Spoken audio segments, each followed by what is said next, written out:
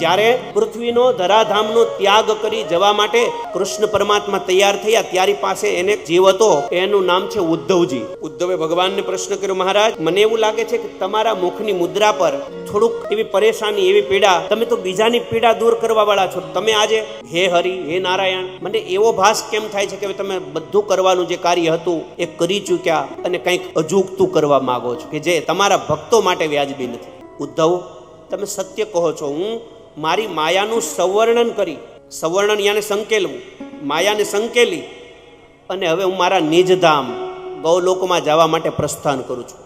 ઉદ્ધવે પ્રશ્ન કર્યો, મહારાજ તમે આ પૃથ્વીનો ત્યાગ કરીને જો નિજધામ જાશો તો તમારા ભક્તો જે તમને પ્રેમ કરે છે એના પરમ કલ્યાણ માટે તમે કઈ વિચાર કર્યો છે?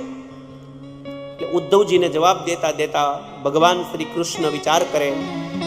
ઉદ્ધવજીના દેખતા દેખતા શ્રી કૃષ્ણ પરમાત્માએ પોતાનું તેજ ભાગવત મહાપુરાણની અંદર સ્થાપિત કર્યું છે. ભાગવત શાસ્ત્ર આવું કહે છે, ભગવાન પોતે પોતાની એક નાનકડું સ્વરૂપ લીધું તેજસ્વી, અને તેજસ્વી નાનકડા સ્વરૂપે ભગવાન કૃષ્ણ પરમાત્મા શ્રીમદ ભાગવત મહાપુરાણની અંદર જાણે સ્થિર થયા છે. ભાગવતની અંદર પોતે પોતાનું સ્થાપન કર્યું છે. માટે જેની ઉપર કૃષ્ણ પરમાત્માની વિશેષ કૃપા હોય તો એ ભાગવત મહાપુરાણને સ્પર્શ કરી શકે.